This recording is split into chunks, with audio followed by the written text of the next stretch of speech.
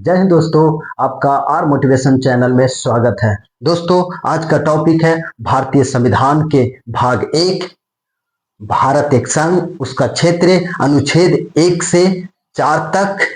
इसमें यह स्पष्ट किया गया है कि भारत क्या है, भारत के भौगोलिक स्थिति क्या है, भारत के राज्यों का पुनर्गठन किस प्रकार से किया जाता है। तो दोस्तों, वीडियो में बने रहिए, अनुच्छेद 1 से 4 तक पूरा विस्तार पूर्वक जानेंगे। अनुच्छेद 1, भारत एक संघ है। अनुच्छेद 1 के 1 में भारत का जो इंडिया के नाम से जाना जाता है। अनुच्छेद 1 के 1 में भारत को दो नाम से जाना जाता है, एक भारत और दूसरा इंडिया। इसमें दो नाम का संबोधन किया गया है, तीसरा कोई नाम का संबोधन नहीं है। अनुच्छेद 1 के 2, भारत राज्यों का संघ होगा, फेडरल न होकर यूनियन है, क्योंकि राज्यों का अलग होने का अधिकार नहीं है। अनुच्छेद 1 का 3, इसे 3 भागों में बांटा गया है। वे क्षेत्र जो राज्यों का संघ होगा, वे क्षेत्र जो केंद्र शासित प्रदेश, जो केंद्र सरकार के द्वारा शासन चलाया जाएगा, वह क्षेत्र जो सरकार के द्वारा अधिग्रहित किए गए हैं। उदाहरण के तौर पे 2019 में जम्मू कश्मीर को 2 केंद्र शासित प्रदेश बनाया गया है, जो अनुच्छेद 1 का 3 का उदाहरण है। अनुच्छेद 2 को समझते हैं। भारत के संघ में नए राज्य को शामिल करना, नए राज्य को निर्माण करना।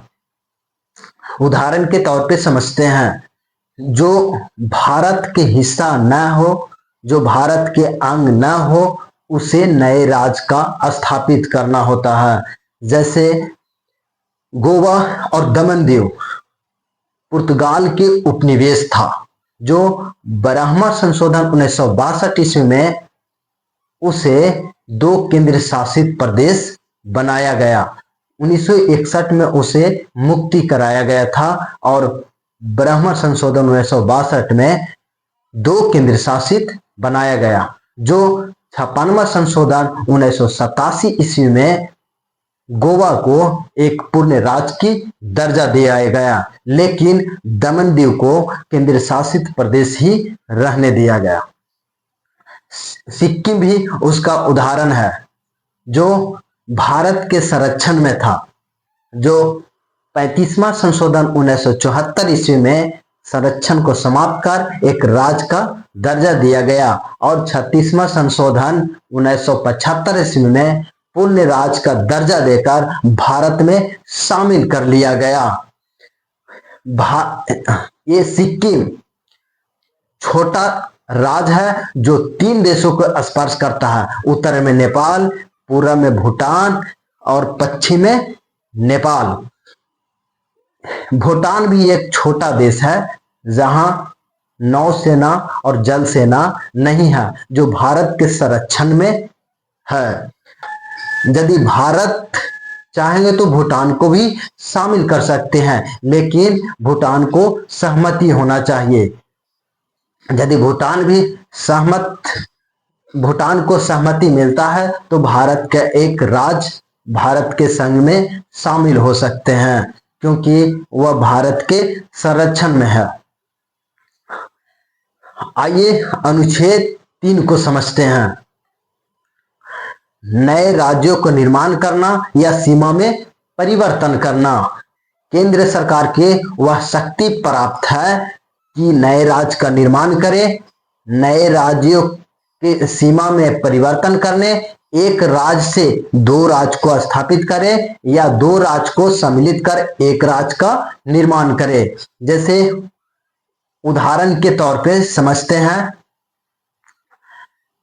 2000 ईस्वी में बिहार से झारखंड अलग हुआ, उत्तर प्रदेश से उत्तराखंड अलग हुआ और मध्य प्रदेश से छत्तीसगढ़ अलग हुआ। इस प्रकार से एक राज्य से 2 राज्य का निर्माण हो सकता है। और लेकिन इसमें यह शर्त है कि राष्ट्रपति को उस राज्य के विधानसभा से सहमति लेनी पड़ती है, लेकिन यह बाध्यकारी नहीं है, अनिवार्य नहीं है, क्योंकि इसमें एक उदाहरण में 2 जून 1914 ईस्वी को आंध्र प्रदेश से तेलंगाना अलग हुआ। उस समय विधानसभा की सहमति नहीं मिली थी, फिर भी उस राज्य को 2 राज्य में विभाजित किया गया। अनुच्छेद 4 में केंद्र सरकार के द्वारा जो 2 अनुच्छेद और 3 में जो कानून बनाती है उसे संशोधन की जरूरत नहीं पड़ती है। इसमें यह स्पष्ट किया गया है कि अनुच्छेद 368 में जो विशेष बहुमत की जरूरत पड़ती है, संशोधन किया गया है, जो इसमें विशेष बहुमत की जरूरत नहीं पड़ती है।